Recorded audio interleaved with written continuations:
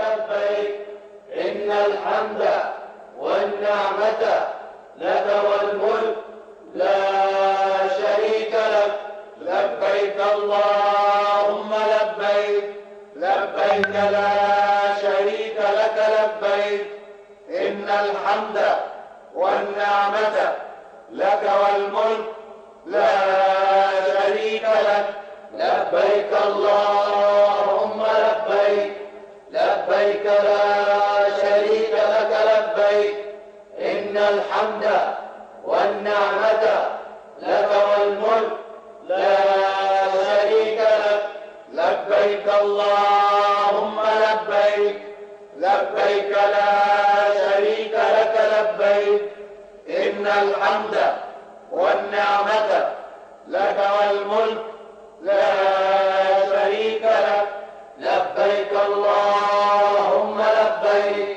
لبيك لا شريك لك لبيك إن الحمد والنعمة لك والملك لا شريك لك لبيك اللهم لبيك لبيك لا شريك لك لبيك إن الحمد والنعمة لك والملك لا شريك لك لبيك اللهم لبيك لبيك لا شريك لك لبيك إن الحمد والنعمة لك والملك لا شريك لك لبيك اللهم لبيك لبيك لا شريك لك لبيك إن الحمد والنعمة لك والملك لا شريك لك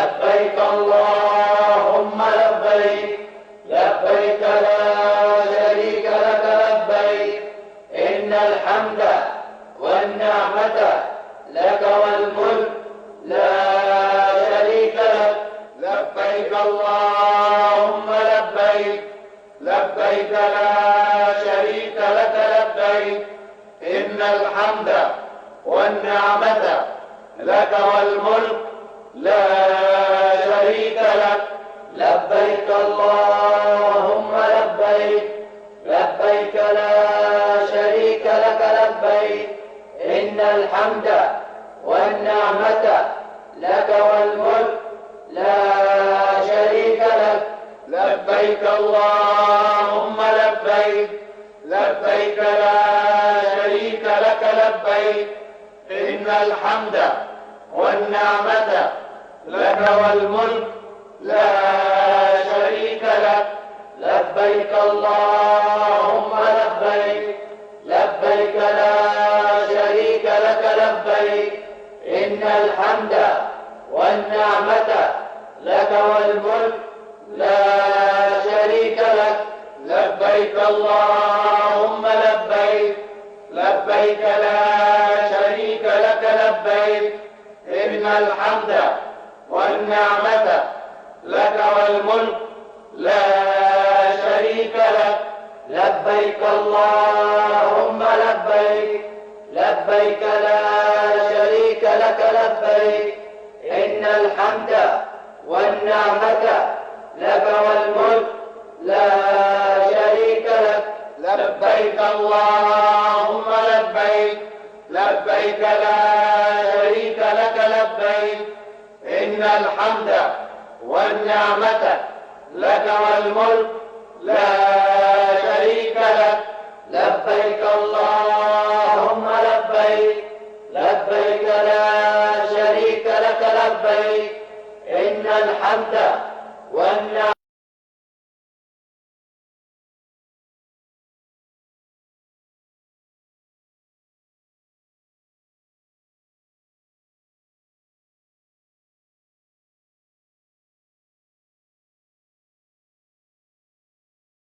Geologi. Kardiologi pergi kata geologi. Semua kali pertama buat haji ya? Ya, saya. Semua kali pertama ya? Tak, saya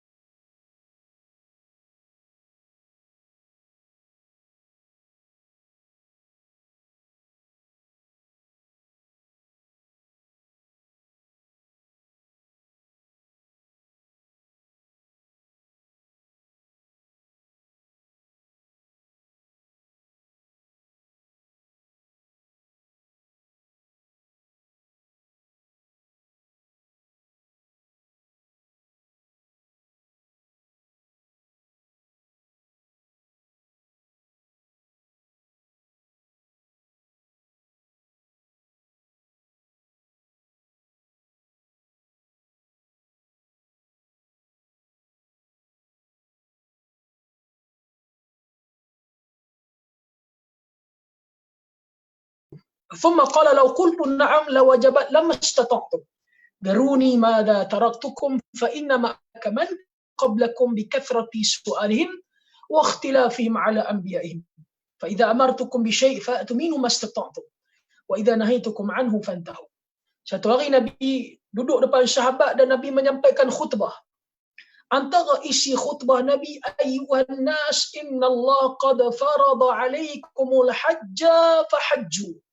Kata Nabi, wahai manusia, sesungguhnya Allah Subhanahu wa taala telah memfardukan kepada kamu menunaikan ibadah haji. Keluar dan tunaikanlah ibadah haji. Maka berkata salah seorang jamaah Nabi, kata apa? Wahai Rasulullah, kula adakah kami kena buat haji setiap tahun? Nabi tak jawab soalan. Nabi tak jawab ada dua sebab. Terkadang Nabi tak jawab sebab Nabi tak suka dengan soalan tu. Dan yang kedua, Nabi tak jawab soalan kerana Nabi tidak ada informasi mengenai soalan yang ditanya. Wa ma yantiqu anil hawa in huwa illa wahyu yuha. Nabi tak cakap semua, Nabi tak cakap ikut nafsu, Nabi cakap wahyu. Lalu dia pun hati dia tanya, ada kena buat haji setiap tahun, adakah kena haji setiap tahun, sampai 3 kali. Maka terus Nabi kata, lau qultu na'am lawajabat lammastata'tum, kalau aku kata ya, kamu kena buat haji setiap tahun, nescaya Allah akan wajibkan untuk kamu lakukan haji, kamu tidak mampu untuk melaksanakan. Maka ini antara dalil untuk kita menunaikan ibadah haji. Yang mana para ulama bersetuju menunaikan ibadah haji ini wajib bagi kita untuk seumur hidup kita sekurang-kurangnya sekali. Dan kalau kita ada upaya, kita ada kelapangan, ada ruang, maka boleh kita ulang beberapa kali pun tidak menjadi masalah. Jadi insya-Allah esok anda semua akan melakukan kemuncak kepada rukun Islam. Itulah yang dinamakan ibadah haji. Saya ingatkan sekali lagi, ini haji yang pertama di kalangan anda semua ada yang dah buat haji, maka dapat lagi menunaikan ibadah haji pada tahun ini, maka saya ingatkan sekali lagi, anggaplah inilah ibadah haji yang terakhir. Maka ada masa lagi beberapa jam study balik mengenai manasik haji Nabi SAW, kerana anda semua akan melakukan ibadah haji merupakan kemuncak kepada rukun Islam. Dan ini merupakan amalan soleh. Saya nak ingatkan untuk malam ni, bila kita melakukan amalan soleh, Allah Subhanahu wa taala menyebut, kemudian ditafsirkan oleh Imam Ibnu Katsir. Apa dia Allah sebut? Faman kana yarju liqa'a rabbi, dalam ayat terakhir surah Al-Kahfi, ayat 110. Allah kata, faman kana yarju liqa'a rabbi fa'amal amalan salihan wal ibadi rabbi ahad. Allah, siapa yang berharap untuk siapa yang berharap untuk berjumpa dengan Allah? Berjumpa bila? Pada hari kiamat. Hari kiamat ni bila? Hari yang Allah sebut, yauma yafirrul mar'u min akhihi wa ummihi wa abihi wa sahibatihi wa banihi likulli imri'in minhum yauma idzin sya'nu yughni. Hari kita dibongkar keluar daripada kubur dalam keadaan tidak kita kenalkan walaupun seorang. Hari manusia akan tenggelam dalam peluh dia. Ada manusia akan tenggelam peluh dia sampai ke buku lali. Ada yang akan tenggelam sampai ke lutut, ada yang akan tenggelam sampai ke pusat dia, ada yang sampai ke dadanya, ada yang dia lemas dalam peluh dia. Hari ini, siapa yang berharap untuk berjumpa dengan Allah pada hari ini, hendaklah dia beramal dengan amalan soleh. Yang kedua, jangan dia mensyirikkan Allah dalam apa perkara. Jadi kita lakukan amalan soleh. Kita nak melakukan amalan soleh, namanya ibadah haji. Maka ada 2 terma dan syarat. Bila kita memenuhi dua terma dan syarat ini, maka amalan kita adalah amalan yang soleh. Haji yang kita lakukan haji yang soleh. Bila haji yang soleh, bermaksud haji itu insya-Allah haji yang mabrur. Yang Nabi bila berbicara mengenai haji mabrur, tidak ada balasan melainkan syurga. Ada dua terma dan syarat. Pastikan kita ada dua terma dan syarat ini. Pertama, semua amalan soleh, apatah lagi haji, mestilah kita lakukan dengan ikhlas hanya kerana Allah. Kita tidak ada authority nak tuduh orang yang melakukan satu-satu ibadah, kita nak tuduh dia tidak ikhlas, kita tidak ada authority. Itu urusan dia dengan Allah Subhanahu wa taala. Hanya orang yang melakukan ibadah haji, dia sendiri adakah dia ikhlas ataupun tidak ikhlas. Kita kena ingat SOP iblis. SOP iblis. Iblis bekerja berdasarkan SOP. Saya terjemah SOP tu bahasa Inggeris apa dia? Nanti saya terjemah akhir program nanti. Saya takut nanti saya terjemah kod lain nanti. Tapi tahu kan SOP tu something of problem kot macam itulah. Tak apalah, yang penting tahu SOP. SOP iblis. Bila kita buat dosa, dia akan pastikan kemuncak kepada dosa yang kita buat, kita akan dapat dosa berlipat-lipat kali ganda. Ini SOP dia. Dan bila kita buat pahala, iblis akan sedaya upaya untuk talbis, untuk dia belit kita, sehinggalah dia berjaya menyebabkan kemuncak kepada amalan berpahala itu bertukar menjadi dosa. Ini SOP iblis dalam dia melakukan ibadah. Jadi kita kena pastikan, kena jaga hati kita bagi cantik. Setiap kali kita rasa yang kita diuji oleh Allah dengan keikhlasan, maka a'udzubillahi minasyaitonirrajim. Minta dengan Allah, a'udzubillahi minasyaitonirrajim. Isti'adah. Minta dengan Allah agar kita dijauhkan daripada syaitan yang kata Ibnu Katsir. Apa sebab kita kena ikhlas? Kalau orang tanya kepada kamu, apa sebab kamu kena ikhlas? Maka Imam Ibnu Katsir jawablah kepada mereka dengan sepotong hadis yang diriwayatkan oleh Abu Hurairah, sahabat Nabi yang mulia. Sebagaimana riwayat Bukhari. Abu Hurairah bila sampai di Kufah, dia ditanya oleh penduduk Kufah, "Wahai Abu Hurairah, ceritakan ke kami sepotong hadis Nabi yang kalau kami dengar hadis tersebut menggeletar kami ketakutan." Maka Abu Hurairah kata, "Aku akan ceritakan kepada kamu sepotong hadis yang aku cukup takut." "Wahai Abu Hurairah, cerita kepada kami." Kata aku mendengar Nabi bersabda, "Inna awwalan nas yuqda bi yaumal qiyamah alaihi rajulun ustushida fa'tiya bi fa'arrafa ni'amahu fa'arrafa qala fa fiha qataltu hatta itu la kadza lakin qatalta liqul anta jarrad thumma rabbi ala hal ulqi fi nar."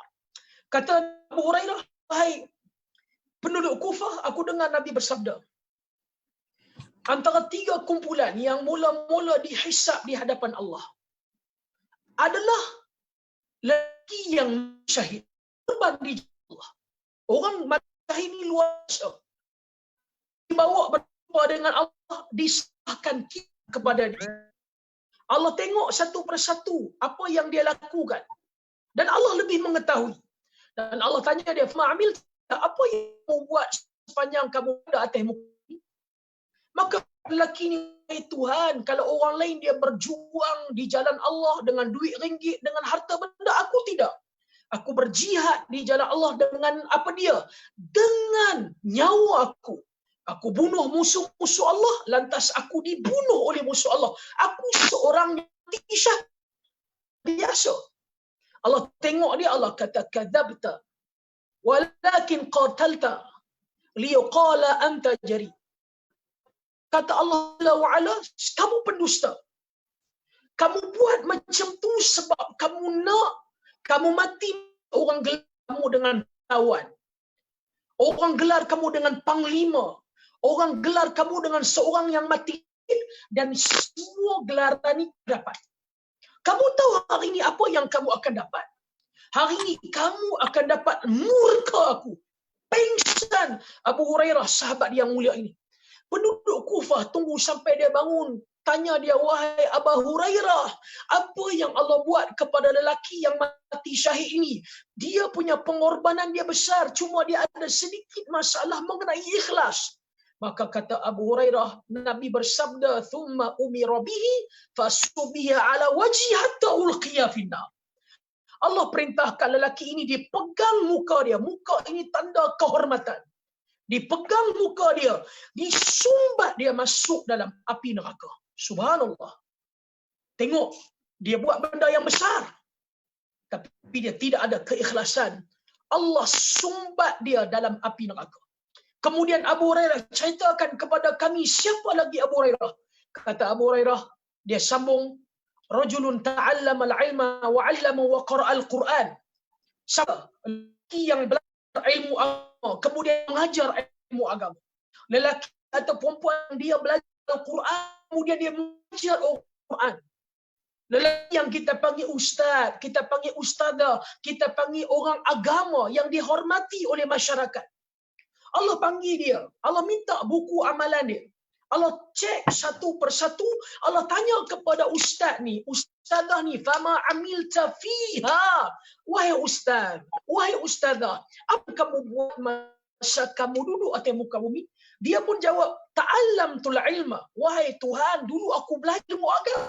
Dan aku sebar, aku mengajar, aku buat kuliah online, aku berpidato, aku berkhutbah, aku berceramah, aku buat macam-macam, aku sampaikan Islam. Dan aku juga, wahai Tuhan, aku belajar Al-Quran dan aku mengajar Al-Quran. Allah tengok dia. Allah kata, kadzabta. Kamu wahai ustaz, kamu pun pendusta. Ta'allamtal ilma liyaqala anta alim. Kamu belajar ilmu agama, kamu berpidato, kamu berceramah, manusia terpesona, manusia terpergunakan, kamu nak manusia kata kamu ni seorang yang alim. Kamu belajar ilmu Al-Quran, kamu mengajar Al-Quran, kamu nak orang kata kamu seorang qari yang pandai, yang cantik, sedap bacaan. Kamu tahu tak, semua gelaran ni kamu dah dapat dulu kamu hidup. Tahu tak kamu akan dapat apa? Hari ni kamu akan dapat murka aku. Pingsan Abu Hurairah. Pendufah tu bangun, ya Abu Hurairah, apa yang Allah buat kepada ustaz kamu? Apa yang Allah thumma umira bihi fasubi ala wajhi hatta ulqiya finnar. Allah perintahkan malaikat pegang muka orang agama ini, disumbat dia dalam api neraka. Allah akbar. Kita nak kita hari ini sebab ia buatkan keikhlasan. Kemudian Abu Hurairah cerita kepada kami, apa golongan ketiga? Kata Abu Hurairah, golongan yang ketiga ialah golongan yang dia ni sentiasa konsisten bersedekah. Fa'akhfa, dia punya takut ni, dia takut ni bersedekah ni, dia sembunyikan sedekah dia. Ini dia panggil sedekah utinya. Bawa dia hadapan Allah. Ambil buku amalan dia, Allah tengok satu persatu. Allah tanya dia apa yang dia buat. Dia kata, ma taraktu, aku tak tinggal pun semua harta benda yang aku sayang, melainkan semua sekali apa yang dia sayang. Apa yang anda sayang? Apa yang anda sayang itulah semua anda bagi. Pelekung Siti apa ni? Siti Khadijah, Siti Aisyah, Siti Fatimah ni semua bagi. Long bawai, syakab tiga rasa ni semua bagi. Aku tak tinggal apa pun. Allah kata, kadzabta, kamu juga pendusta.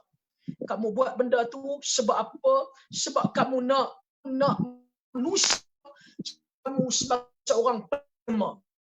Kamu dermawan yang pemurah, dan semua yang kamu nak kamu dah dapat. hari ni apa yang kamu akan dapat daripada aku, kamu hanya akan dapat murka aku. Maka Allah perintahkan malaikat pegang muka dia, sumbat dia masuk dalam neraka. Jadi amalan soleh yang kita nak buat haji ni ibadah yang besar. Ibadah ini boleh menjadi hancur lebur, haba'an manthura, ibarat derbu yang berterbangan yang tidak berharga apabila kita ada masalah keikhlasan. Jadi hati-hati dengan hati kita agar sentiasa kita jaga hati kita bersih dan tidak dicemari dengan riya, sum'ah dan sebagainya. Anda pilihan tidak nafikan. Tetapi saya dah sedang melakukan amalan dan ingat iblis dan solat kita buatkan cuba sedaya upaya untuk beli agar natijahnya end of end silap orang putih pada awak Zoom. pada akhirnya end tu akhirlah kira okeylah tu. Akhirnya nanti dia nak pahala itu bertukar menjadi dosa. Jadi amalan soleh yang pertama kita buat ni insya-Allah ikhlas. Kalau datang masalah hati, nak update sesuatu status dan sebagainya yang tidak sewajarnya, a'udzubillahi minasyaitonirrajim, a'udzubillahi samiil alim minasyaitonirrajim. Nak update status, alhamdulillah hari ni atau ni aku dijemput untuk bikin ibadah, lepas tu kau had billahi minasyaitonirrajim. Auzubillahi minasyaitonirrajim. Minta dengan Allah agar Allah jauh kita daripada syaitan yang direjam. Kalau kita nak update sesuatu benda dalam Facebook kita, Instagram kita, demi untuk nak cerita Allah, kita pilihan Allah, silakan, tidak ada masalah. Yang penjaga kita bayangkan 3 golongan tadi, orang yang mati syahid, golongan yang mengajar ilmu agama, orang yang bersedekah semua yang dia sayang ke jalan Allah. Cuba bayangkan mereka dicampak masuk dalam neraka kerana berada dan berhadapan dengan masalah ikhlas, apatah lagi kita.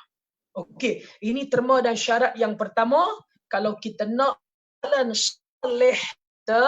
amalan soleh kita diterima oleh Allah Subhanahu wa taala, yang pertama mesti ikhlas. Dan yang kedua ialah mestilah ittiba'u sunnah.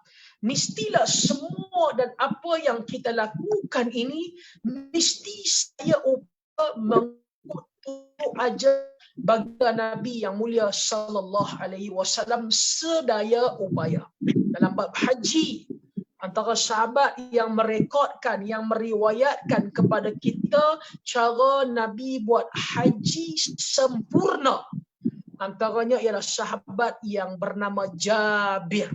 Sebab tu Nabi pesan apa dia? Khudhu anni manasikakum. Ibadah haji kamu buatlah semacam mana yang kamu tengok aku buat. Sahabat cerita satu persatu macam mana cara Nabi menunaikan ibadah haji, maka ikutlah insya-Allah satu persatu. Kalau tak mampu juga, bukan tak mau nak buat tapi kita tak ada ruang. Apatah lagi 1000 orang yang terpilih untuk menunaikan ibadah haji dengan SOP yang ketat, kadang-kadang mungkin ada sebab yang mungkin tak mendorong kita untuk menunaikan satu sunnah ketika mana melakukan ibadah haji, maka kita minta kepada Allah keampunan. Kerana apa dia? Fattaqullah mastata'tum. Kita takut kepada Allah sekadar yang kita mampu. Sebab tu agama dia tak boleh buat senonoh. Agama semua mematuhi Nabi. Jangan ingat kadang-kadang kita rasa benda tu cantik, benda tu elok mungkin di pandangan kita. Kita perlu memandang dengan pandangan agama. Kalau agama kata benda tu cantik, alhamdulillah cantik. Kalau agama kata benda tu tak cantik, kita pun akan kata tak cantik. Saya nak bagi contoh bagi kita nampak. Semua orang tahu kan hadis Nabi mengenai arahan bila minuman kita dimasuki oleh lalat. Tahu kan hadis tu? Hadis minuman kita masuk lalat. Nabi suruh buat apa? Nabi suruh buat apa? Celupkan balik. Bukan makan lalat tu dah. Celup kedua dosa. Tekankan Kita ke ambil dalam. lalat tu, kita pun celup. Saya mengaji hadis ni di Yaman. Itu kalau tengok daripada pandangan manusia, apa pendapat manusia? Pengotok, Betul. COVID-19, apa dah coronavirus, semua kita keluar. Betul tak? Tapi Nabi kata benda tu baik. Sejuta manusia kata benda tu tak baik, benda tu tetap baik. Kalau Nabi kata benda tu tidak baik, datanglah sejuta manusia pun kata benda tu tak baik, benda tu tetap bunyi macam keling sikit kan? No, itu bahasa Melayu. Sekali lagi. Satu benda, kalau Nabi kata baik, datanglah keseluruhan manusia kata benda tu tak baik, benda tu tetap Baik. bahasa Melayu ni bukan bahasa boleh faham. Okay. Kalaulah Nabi kata satu benda tu tidak baik, datanglah semua manusia kata baik, kita nak kata benda tu Tak baik. Tidak baik. no, actually like this, you know, when boleh itulah when itu cakap itu sekian, actually tu boleh betul dah, when tu pun betul. Kita sambung lain kali insya-Allah dalam kita punya pengajian dalam bahasa Inggeris. Jadi contoh kan, bila kita pergi minum di kedai mamak, bila masuk balik Malaysia nanti, kita pergi minum kedai mamak kan, sedap duduk Malaysia, makan roti canai banjir, nampak tak? Contoh, kita pergi minta di kedai, kita minta tembikai laici, makan di kedai mamak. Tiba-tiba mamak tu pun hantar kepada kita tembikai laici.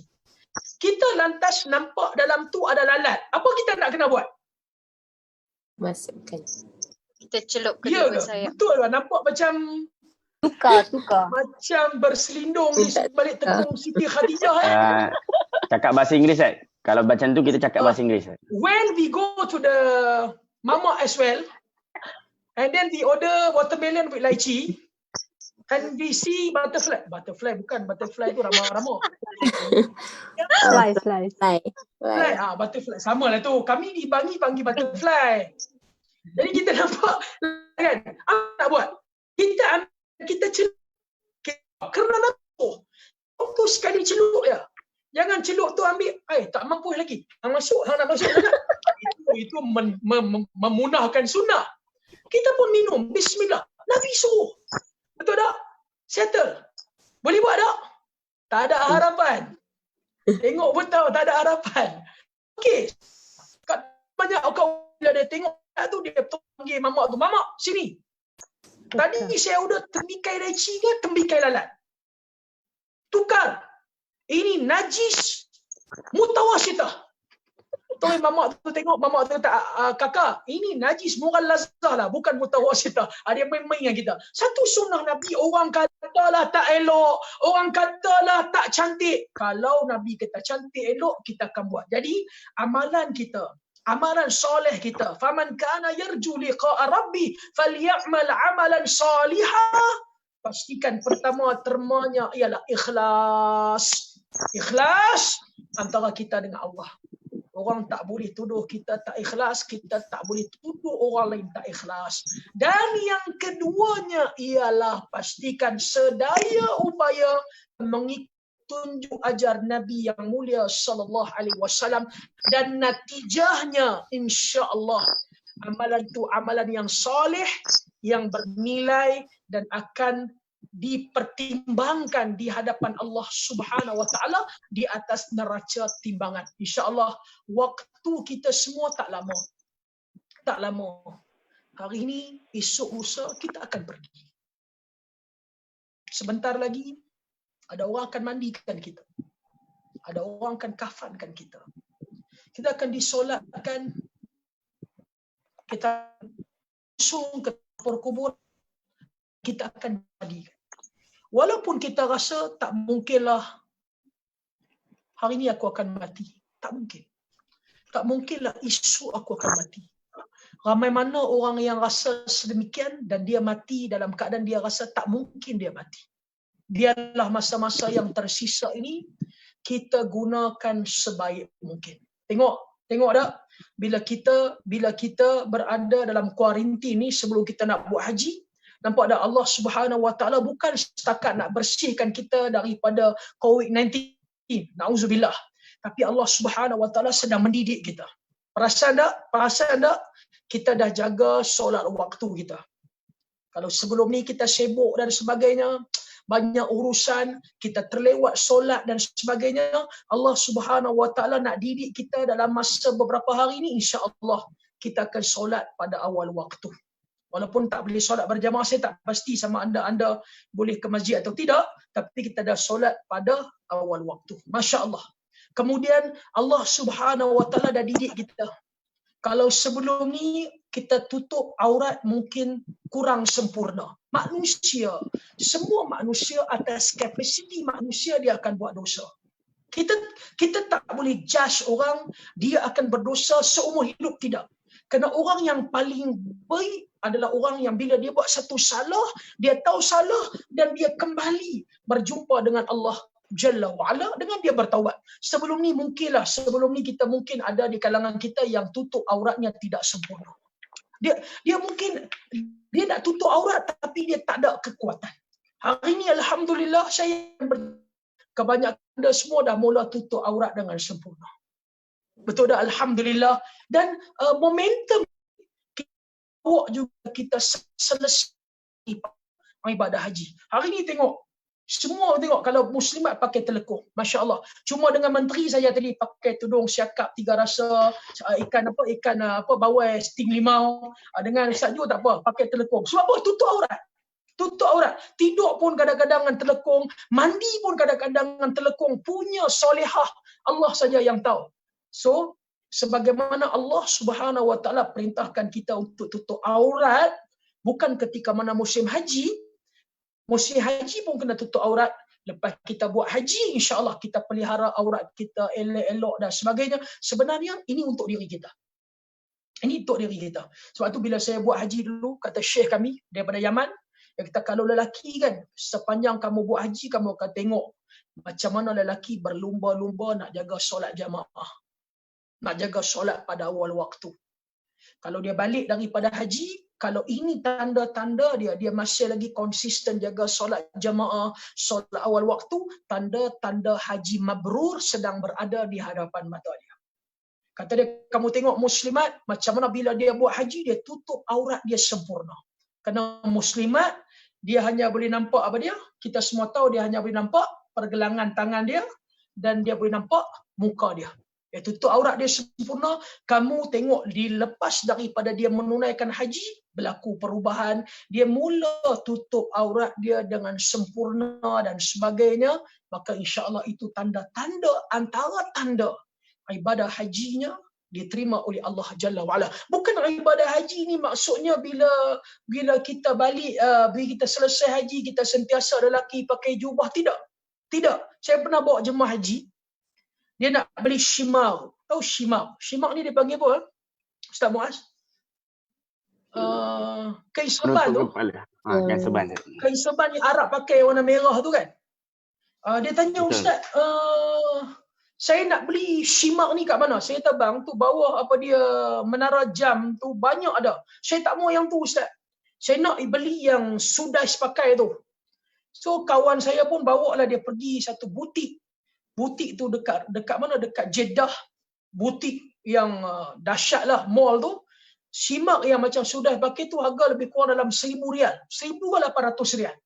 Saya kata, sebab apa nak pakai tu bang? Dia kata, kalau pakai ni, barulah dikira haji mabrur. Bagi dia. So, dia pakai tu, dia kata, Ustaz, sebab apa saya pakai nampak tak nampak macam Arab? Saya kata, abang memang mamak. Memang mamak, JPJ pun tinta tak lepas colour. Pakailah memang nampak macam mamak. Yang best tu dia pakai shimak tu, sampai balik ke KL, anak dia cari dia tak jumpa. Dia punya dressing Arab ni, sampai Arab pun tengok terkejut. Dengan pakai jubah kafling, butang letak atas, nak bernapas pun tak boleh ni. Dengan pakai shimak ni, sampai tutup mata sebelah ni. Sampai di airport, anak dia tanya, Ustaz, ayah saya mana? Ayah awak tu, Pak Arab tu. Dia pun nampak anak dia terus bagi salam. Assalamualaikum warahmatullahi, bunyi pun Arab.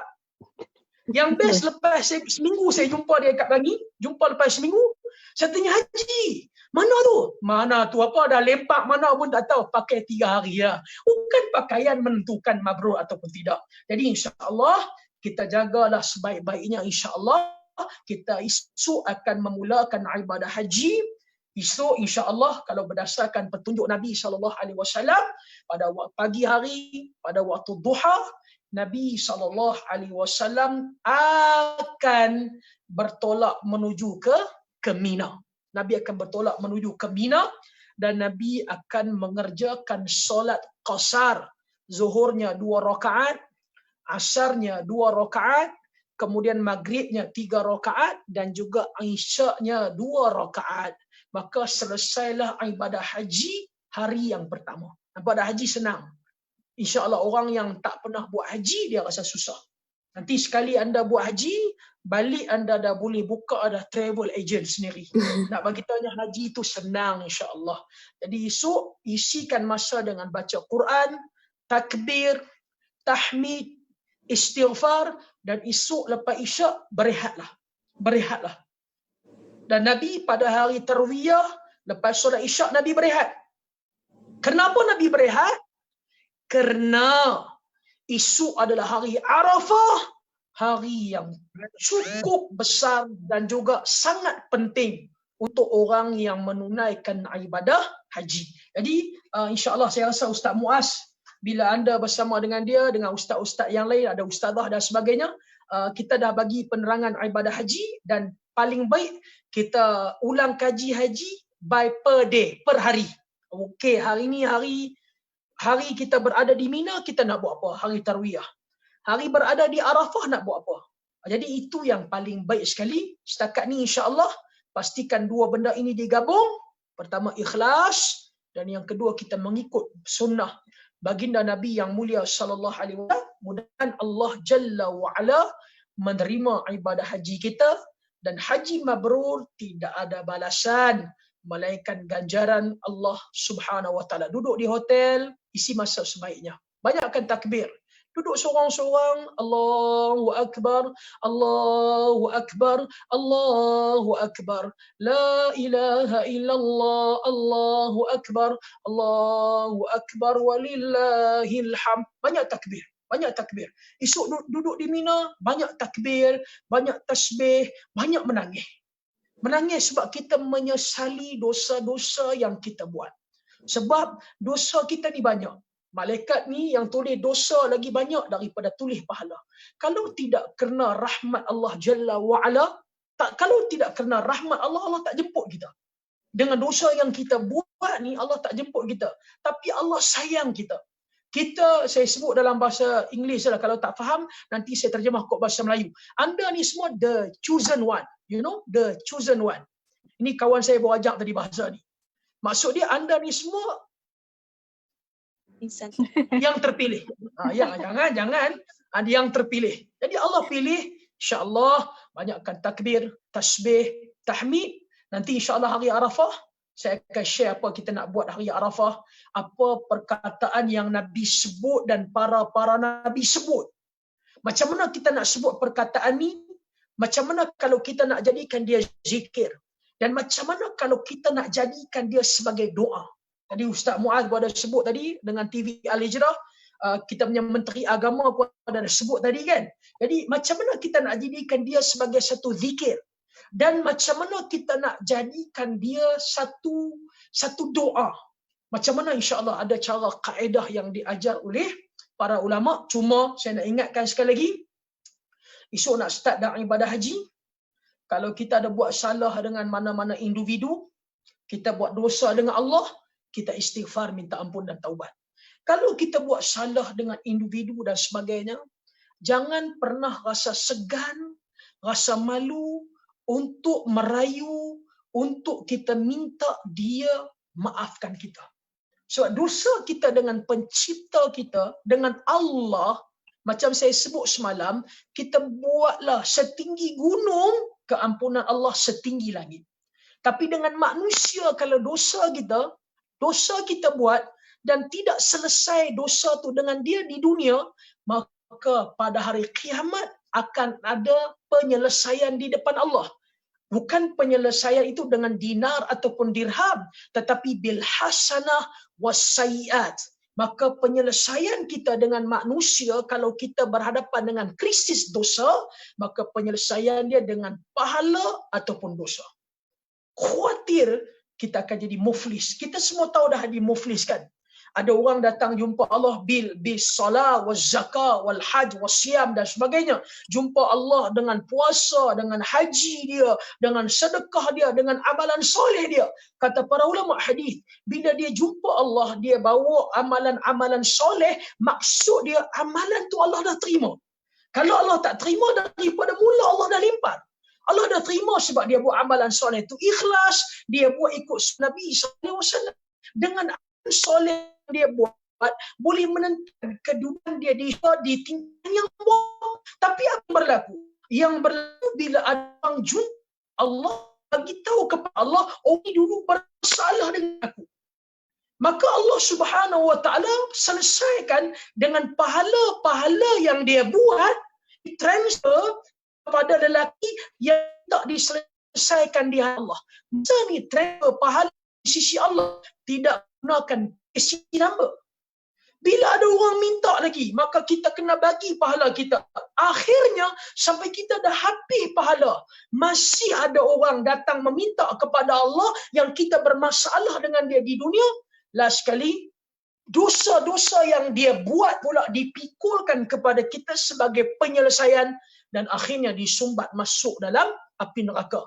Bila kita buat dosa dengan manusia, kita buat dosa dengan mak ayah kita, dengan pasangan kita, dengan rakan kita, dengan taulan kita, jangan pernah rasa malu, rasa segan nak minta maaf.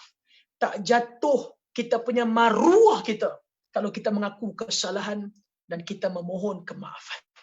Okey, baik, insya-Allah itu pengisian sedikit pada malam ni, insya-Allah. Ada soalan insya-Allah Ustaz Muad boleh tanya insya-Allah. Jemaah-jemaah kita yang nak tanya satu dua soalan boleh tanya insya-Allah. Esok dah nak mula dah perjalanan yang luar biasa. Subhanallah, saya sentiasa mendoakan kepada anda semua dan saya sangat berharap agar anda semua juga dapat mendoakan untuk saya insya-Allah dan jemaah-jemaah kita yang berada di sini. Okey, ada soalan tak? Silakan. Baik Ustaz, terima kasih pertamanya Ustaz berkenaan dengan nasihat Ustaz hari ini. Saya tertarik bila Ustaz sebut hadis yang Allah SWT walaupun kita buat dosa setinggi gunung, Allah SWT akan mengampunkan dosa kita setinggi langit. Jadi bagaimanakah kita nak berhadapan, Allah Maha Penyayang, Allah Mampun, tapi di masa yang sama kita tahu kalau kita buat dosa, macam mana kita nak rasa takut pada Allah SWT. Misal kata kita buat maksiat, kadang-kadang ada orang buat maksiat, dia berkata, apalah buat maksiat, Allah kan Maha Pengampun, tak apalah, macam mana berkenaan dengan sifat keampunan Allah, tapi di masa yang sama dengan sifat kemurkaan Allah SWT. Macam mana kita nak berhadapan dengan dua perkara tersebut? Allah Subhanahu Wa Taala kana Ghafurur Rahim dan Syadidul Iqab. Allah itu pengampun lagi Maha Penyayang dan Allah juga adalah merupakan siksaannya sangat pedih. Para sahabat Nabi, ini makam tinggilah. Para sahabat Nabi, bila mereka melaksanakan satu dosa kecil, mereka buat satu sahaja dosa kecil. Tengok sahabat Nabi. Ini cara kita nak takut dengan dosa kita. Para sahabat Nabi, setiap kali mereka buat satu dosa kecil, mereka akan merasakan seolah-olah ada satu batu yang besar yang akan jatuh daripada gunung dan timpa mereka. Setiap kali mereka nak buat dosa kecil. Kita pula manusia biasa.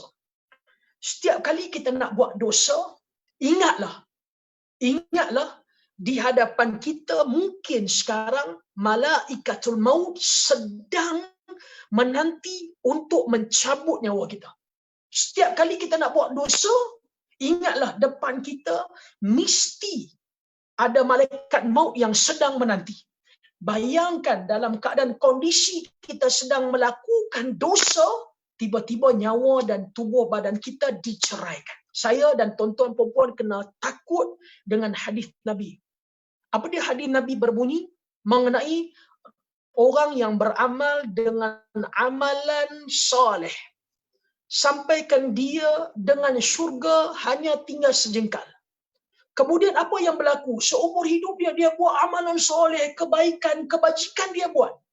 Kemudian di akhir detik kematian dia yang dia tak tahu, fayamalu bi'amalin ahli nar. Dia tiba-tiba beramal dengan amalan ahli neraka. Tiba-tiba dia pergi buat satu dosa besar. Dan ketika itu dia mati. Sedangkan dia sudah hanya sedengkal daripada dengan syurga. Tiba-tiba dia tersilap, dia tersasar, dia melakukan amalan ahli neraka, mati dia. Maka dia dimasukkan ke dalam api neraka. Jadi kalau kita nak buat satu dosa, saya pesan pada diri saya dan semua, ingatlah, malaikat maut hanya sedang berada di hadapan kita untuk mencerai nyawa dan juga tubuh badan kita. La yazni az-zani hina yazni wa huwa mu'min. Tidak berzina seorang penzina bila melakukan penzinaan melainkan dia tidak beriman. La yasriq as-sariq hina yasriq wa huwa mu'min. Tidak mencuri seorang pencuri melainkan bila dia mencuri dia ditarik keimanan dia daripada Allah. Jadi bila kita nak buat dosa saja, insya-Allah teringatlah di hadapan kita sedang ada malaikat yang bersedia bila-bila masa untuk mencabut nyawa kita. Allah sebut dengan jelas, fa idza jaa ajaluhum la yastakhiruna sa'ah wa la yastaqdimun. Kata Allah, bila sampai detik yang memisahkan nyawa dan tubuh badan, menamatkan episod kelazatan dan kesedapan, menuktahkan episod kegembiraan, nama dia kematian, Allah tidak akan cepatkan walau satu saat, dan Allah tidak akan lewatkan walaupun satu saat.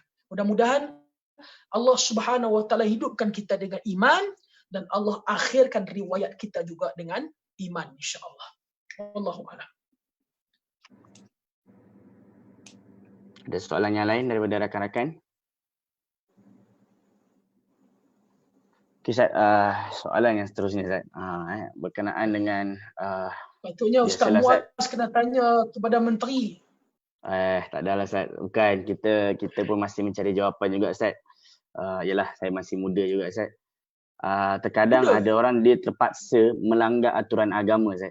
Contohnya seperti mendedahkan aurat lah. Paling banyaklah berlaku dekat Malaysia terutama, Ustaz. Saya kata tak pakai tudung atau mungkin dia terpaksa ni kerana tuntutan kerja, Ustaz. Dan sekiranya dia tak buat begitu, kemungkinan dia tak ada kerja sama sekali, atau kemungkinan atau dia boleh tempat kerja ke tempat lain tetapi dengan gaji yang lebih rendah, Ustaz. Jadi macam mana kita nak berhadapan untuk menambahkan keyakinan bahawasanya kita perlu berpegang dengan aturan tersebut? Baik. Ini yang disebut wa may yattaqillah yaj'al lahu makhraja. Kalau kita berhadapan dalam dilema, kita mencari rezeki, kerja nak cari rezeki yang halal, tapi kerja kita menyebabkan kita terpaksa melanggar aturan Allah. Mana yang perlu kita pilih? Bekerja untuk melanggar aturan Allah, ataupun kita mencari kerja lain, mungkin gajinya tak banyak, tetapi kita tidak melanggar aturan Allah Jalla wa'ala. Kalau kita ada iman, maka sudah pastinya kita akan tinggalkan kerja yang melanggar aturan Allah walaupun gajinya luar biasa, dan kita akan memilih kerja yang mana kerja itu tidak melanggar aturan Allah, tetapi kita akan mendapat rezeki yang berkat dan juga rezeki yang mencukupi. Kita kena yakin. Tengok sahabat Nabi Abdurrahman bin Auf, bila dia nak meninggalkan kota Mekah, dia kena tinggalkan semua. Tapi dia betul-betul tawakal kepada Allah. Bila dia sampai di Madinah, dia juga berjaya mengumpulkan kekayaan yang luar biasa. Ingat, setiap kali kita tinggalkan satu perkara kerana Allah, Allah tidak akan sia-siakan kita. Contohnya saya nak sebut tawakal kepada Allah. Saya mengajak satu kuliah muslimat. Saya tak mau bagi tahu di mana. Tapi kalau tanya saya bagi tahu. Jadi jangan tanya. Saya mengajar satu kuliah muslimat. Jangan tanya di mana. Saya hampir-hampir nak bagi tahu dah ni. Ada satu muslimat.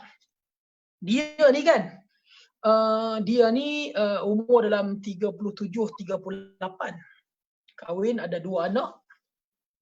Dia datang kuliah saya, kemudian masa nak balik dia datang jumpa saya, dia menangis. Dia kata, Ustaz, ada benda nak cerita kat Ustaz. Saya kata, silakan kak. Dia cerita, elok nak cerita menangis.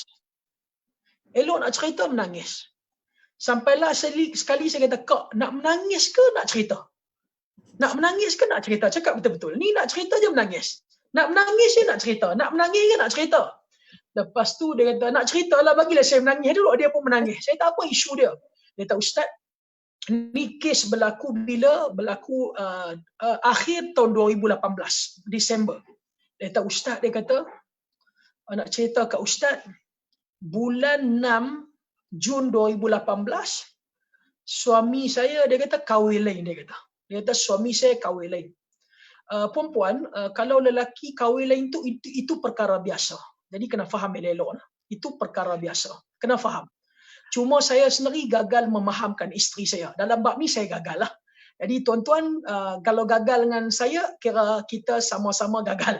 Jadi dia pun kata bila suami dia kahwin lain dan sebagainya, dia pun susah nak terima, akhirnya dia positif. Cuma isu dia, lepas beberapa bulan suami dia kahwin, suami dia datang jumpa dia menangis, teriak dan sebagainya. Suami dia kata, abang ni lepas kahwin lain, abang rasa cukup takut, bersalah. Abang takut nanti di hadapan Allah, Allah akan tanya abang kalau abang tak berlaku adil. Amboi, Islamik sungguh. Jadi untuk berlaku adil, dia kata, abang terpaksa ceraikan kamu untuk abang adil dengan isteri yang baru. Kes ni, iblis dengar pun tak faham tau. Iblis pun astagfirullah, iblis pun istighfar dengar kes ni. Dah hang tak boleh berlaku adil, yang pergi menikah lain siapa suruh? Dia ceraikan isteri dia. Boleh bayang tak? Perempuan ni dia tinggalkan kerjaya dia sebab lepas dia kahwin, dia dapat anak, suami suruh berhenti dan sebagainya, dan dia doktor, ada PhD. Dia kata, Ustaz, sekarang ni saya kena keluar daripada rumah suami saya. Kami duduk rumah semi-D, Ustaz. 80x40. Sekarang ni saya sewa rumah, Ustaz. Rumah flat tingkat 3 PKNS. Ustaz, habislah kehidupan saya. Habislah tempat saya nak dapat rezeki. Saya kata, Kak, Puan, inilah kesalahan Puan. Kerana Puan bergantung kepada suami Puan. Bergantunglah kepada Allah. Kerana Allah Subhanahu Wa Taala, bila kita bergantung kepada Allah, kadang-kadang Allah Subhanahu Wa Taala akan bantu kita dengan Allah sediakan jalan keluar, dan terkadang Allah akan anugerahkan kita rezeki daripada sumber yang kita tidak ketahui. Puan balik, saya kata, balik bacalah surah yang namanya At-Talaq ayat yang keempat. Dia pun balik, wa may yattaqillah yaj'al makhraja tu kan. Dia pun balik. Dia pun WhatsApp saya, dia kata, Ustaz, kesilapan saya bergantung pada suami saya. Saya rasa dialah segala-galanya. Saya silap. Sepatutnya saya bergantung kepada Allah. Nak jadi cerita, saya mengajar satu tempat yang saya terpaksa rahsiakan atas dasar keselamatan. Tempat orang kaya-kaya. Jangan tanya saya di mana, tapi belakang tu ada bunyi hide sikit. Jangan teka, tapi belakang tu ada bunyi hide sikit. Dia tak jauh dengan Kajang, tapi ada bunyi hide sikit. Jangan teka. Ini bukan teka-teki. Jadi saya mengajak satu rumah datuk. Datuk ni baru kematian isteri. Datuk ni dah umur 42.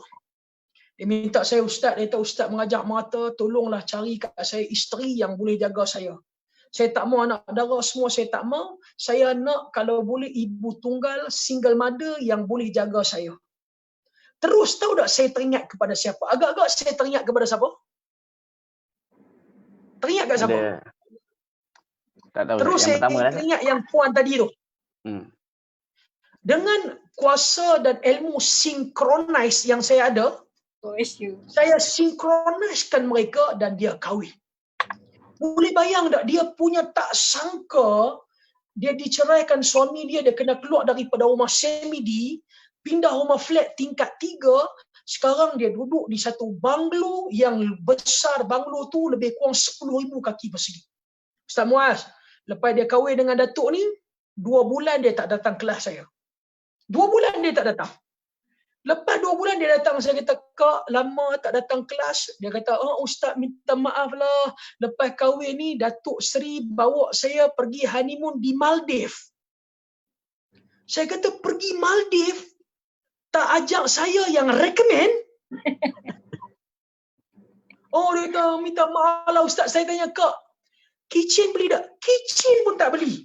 Membazir je recommend. Nampak? Kitchen pun tak beli.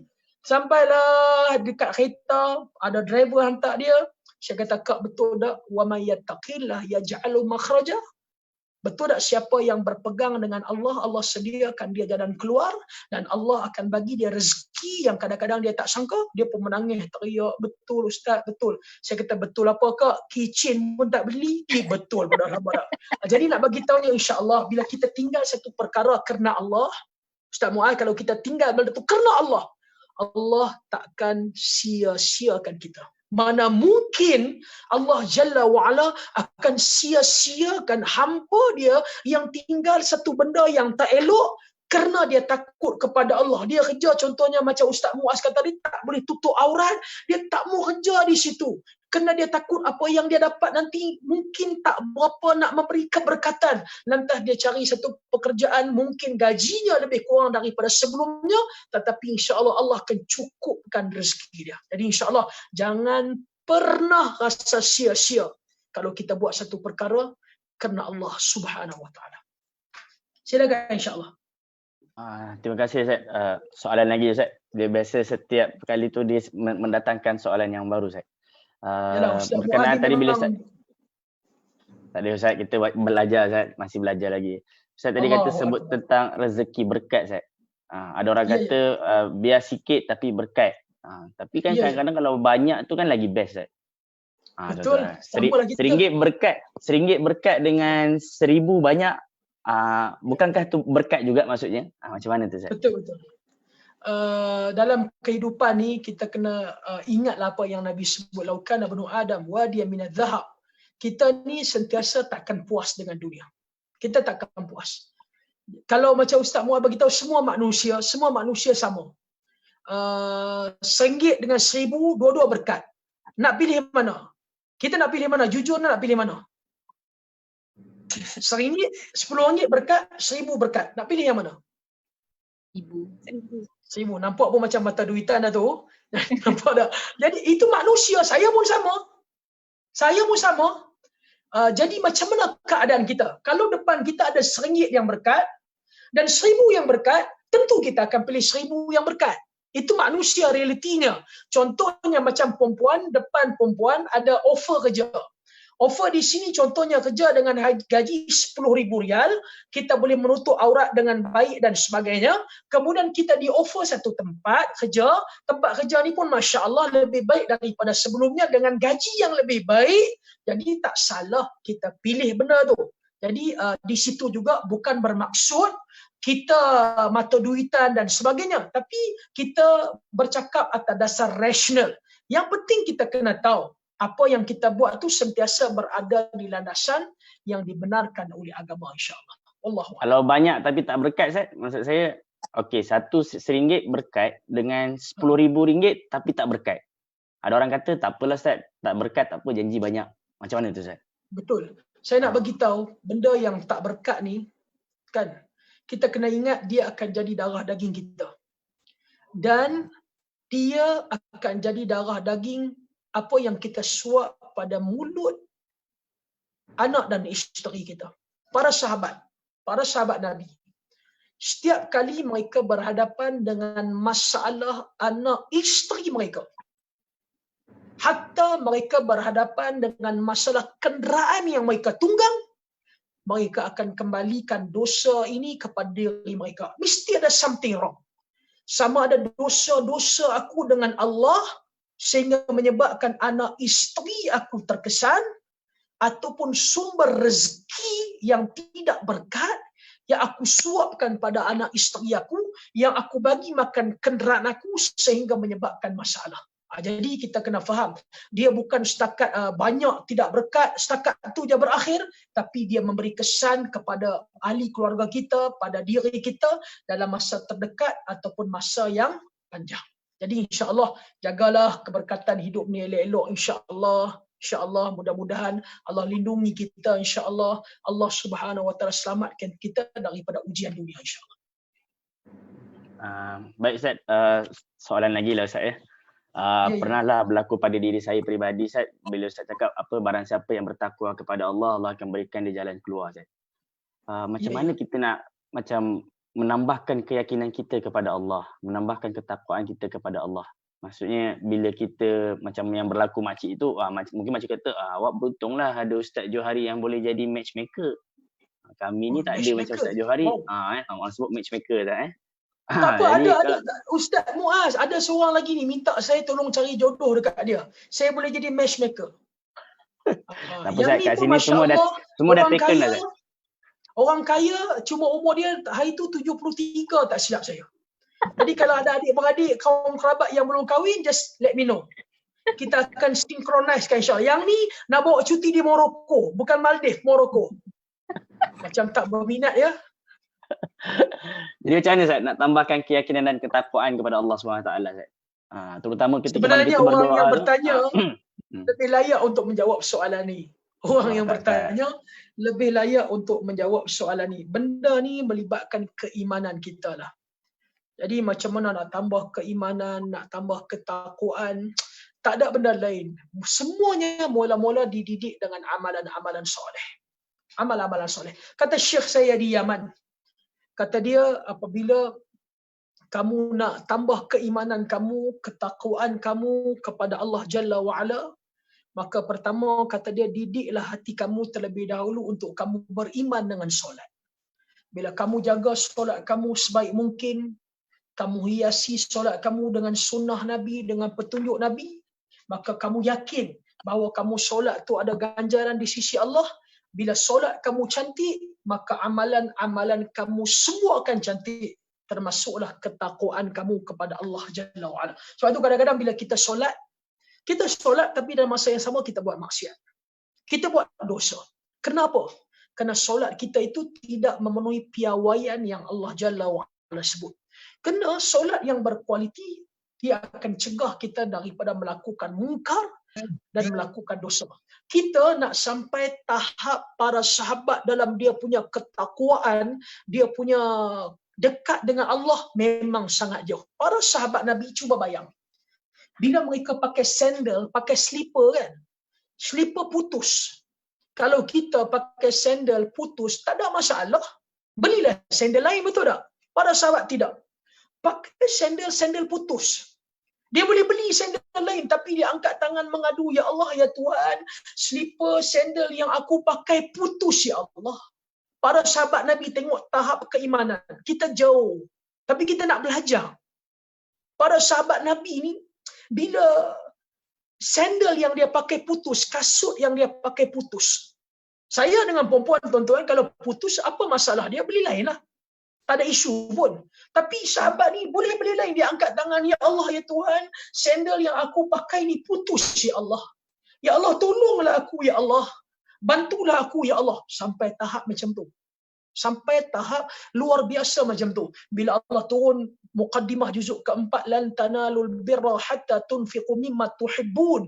Kata Allah, tidak sempurna keimanan seseorang melainkan dia infak, dia bagi apa yang dia sayang. Cuba tengok keimanan sahabat, antaranya Abu Talhah. Jumpa Nabi SAW, bagi tahu, wahai Rasulullah, ayat Quran dah turun dah, tidak sempurna iman seseorang melainkan dia bagi apa yang dia sayang. Kebun Bayruha ini, wahai Rasulullah, ya aku sayang. Sekarang dia milik Allah dan Rasul. Kita belum lagi sampai tahap ni. Sebab tu kita belajar, insya-Allah dia akan datang secara peringkat demi peringkat. Hari ni kita nak letak dalam tabung RM10 pun susah, betul tak? Nak letak dalam tabung RM10 pun susah. Tapi insya-Allah kita latih dengan RM1, naik RM5, naik RM10, dan akhirnya kalau kita nak letak RM100 pun kita tak berkira. Kita semua tahu kan, anda semua berada di tanah Arab, tengok tak macam mana keimanan dan juga ketakwaan orang Arab dalam bab sedekah, tahu kan? Tahu kan? Saya bawa jemaah umrah bulan Ramadan. Seorang orang tua, nak cerita dah ni, nak last dah ni, nak tidur dah ni. Nak cerita, ada seorang ni, kan masa bulan Ramadan Ustaz Muaz di Masjidil Haram kan, ramai orang bagi makanan kan, sabil tu kan. Ada seorang Arab ni, Ada seorang Arab ni, tahu dia buat apa? Dia ambil beg pack yang kecil tu, yang tak nampak color tu, dia bagi seorang untuk buka puasa. Tapi ramai orang tak ambil, tahu sebab apa? Sebab yang lain semua duk bagi ayam kotak, kemudian duk bagi nasi Arab apa semua. Yang ni dia bagi dalam pack yang kecil tu. Jadi orang tahu dah apa dalam pack tu? Kurma. Siap. Apa dalam pack tu? Kurma. Confirm apa? Kurma. Confirm buah tamar lah kan? Confirm buah kurma kan? Jadi orang tak berapa ambil. Jadi saya punya jemaah ni, dia pun malu Allah bila orang tu suruh, dia pun ambil lebih kurang 7 pack. Dengan niat dia nak agih-agihkan kepada orang lain untuk buka puasa. Dia kata, Ustaz, cerita dia Ustaz, masa saya buka nak buka puasa, dalam tu ada kurma 3 biji dan ada duit 500 rial. Dia kata, kalau saya tahu tadi saya ambil 10 pun tak apa. Ni saya ambil 7 je Ustaz. Tapi Ustaz, saya tahu saya tak habis, saya pun bagilah yang baki tu kepada orang lain. Saya kata, subhanallah, Masya Allah. Ustaz dengar cerita bagi habis dulu. Dia kata, apa dia bang? Tapi duit tu saya ambil dah. Saya bagi dia orang je kurma tu. Allah, ada juga manusia macam ni. Tengok tak, macam mana dia boleh bagi duit sampai tahap macam tu? Sebab dia yakin dan dia percaya. Saya tengok baru ni abang Ustaz Muaz kot yang update status yang Syekh di Masjid Nabawi mula bersedekah kepada orang tu. Ya Ustaz Muaz?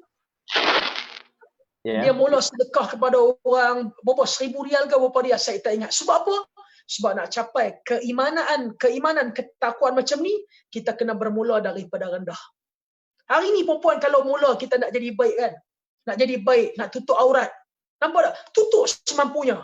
Jangan nak jadi baik hari ni dengan pakai purda, nak mata pun tak nampak dan sebagainya. Dia takkan jadi macam tu. Tutup dulu Masya Allah dengan semampunya. Pakai selendang ikat apa lebih kurang. Bawa kerongsang 1, 2, 3, 4 dulu. Lepas tu dia akan mula step by step. Semua orang dalam kehidupan nak jadi baik. Semua orang nak jadi baik. Cuma kebaikan tu kita akan buat peringkat. Peringkat yang penting kita istiqamah dan kita konsisten insya-Allah. Wallahu a'lam. Terima kasih Ustaz. Insya-Allah. Tak sabar saya Ustaz nak cari orang yang ada pack kecil 3 kurma tu Ustaz.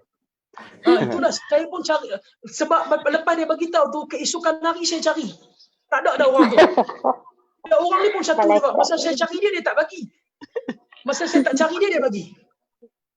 Okey, kita take satu round. Kalau sesiapa yang nak bertanya, kita buka. Kita mulakan Kak Syahirah ada soalan? Tak ada. Kak Fauziah ada soalan? Tak ada. Fatin ada soalan? Kalau nak tanya soalan haji boleh tak? Boleh. Terbuka. Boleh, tanya apa saja. Esok kan kita nak pergi mikot. Jadi sunatnya kita solat, kita mandi sunat kan? Dia sebenarnya mandi Nabi bila sampai kalau Nabi daripada Madinah, Nabi sampai di Masjid Bir Ali tu, Nabi mandi, bersihkan diri.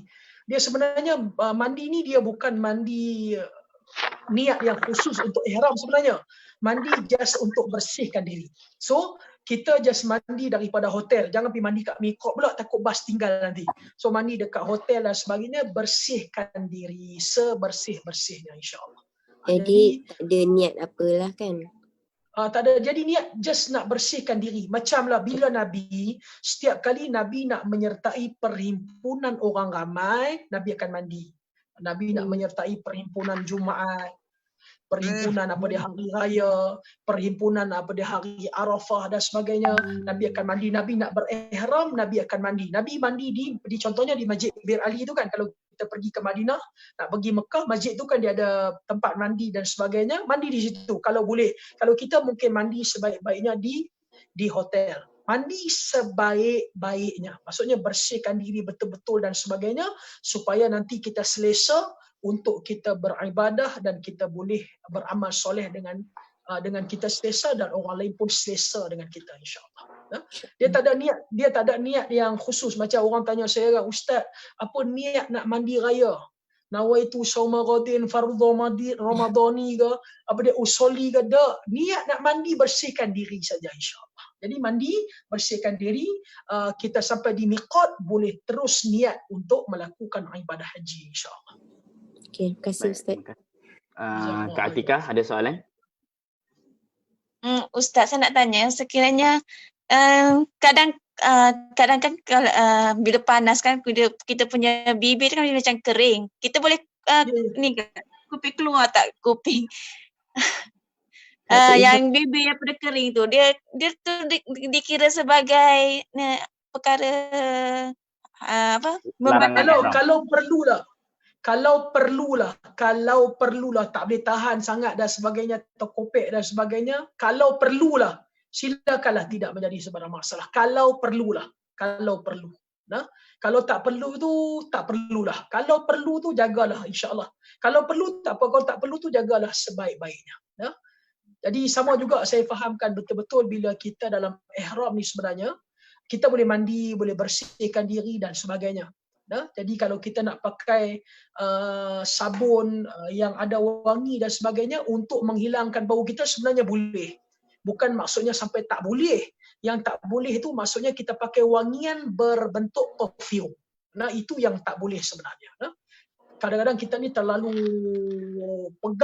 pegang teguh sangat. Sampai ke ubat gigi pun tak ada bau, sabun pun tak ada bau dan sebagainya. Kadang-kadang dia tak sampailah tahap sebegitu. Nah, wallahu a'lam. Ubat gigi boleh Ustaz? Ya? Ubat gigi boleh Ustaz? Saya masa duduk di Yaman, kata Syekh Imrani ni seorang mufti qadim, dia mufti tua di Yaman. Masa saya mengaji dengan dia hadis Tirmizi, umur dia lebih kurang 80 tahun lebih dan sampai sekarang dia ada. Maka saya pernah ambil daurah umrah dengan dia, haji dengan dia, dan dia terangkan benda ni lah. Maksudnya bila kita ambil beru gigi yang ada macam Florida dan sebagainya, bukan dengan kita bersihkan mulut kita tu menyebabkan wangi tu bukan berbentuk perfume. Jadi yang tak boleh tu sebenarnya wangian berbentuk perfume sahaja. Wallahu a'lam. Sebab tu tempat kita sahaja yang ubat gigi tak ada tanpa wangi, sabun tanpa wangi. Kalau kita tengok orang Arab dan sebagainya tak ada pun istilah tu. Cuma kita tak perlu nak bergaduh-gaduh lah. Kalau ada orang nak pegang pendapat pun sebenarnya tidak ada masalah. Macam tadi sahabat kita tanya menteri kan, di Mina ni nak solat apa? Nak solat jamak ke, jamak di Arafah nak solat jamak qasar ke, nak solat jamak tamam kan? Tapi menteri jawab pun masya-Allah sangat baik kan. Tadi ada yang tanya masalah kalau perempuan bila dia nak buat haji tiba-tiba dia dalam keadaan dia haid, dia period, nak buat macam mana?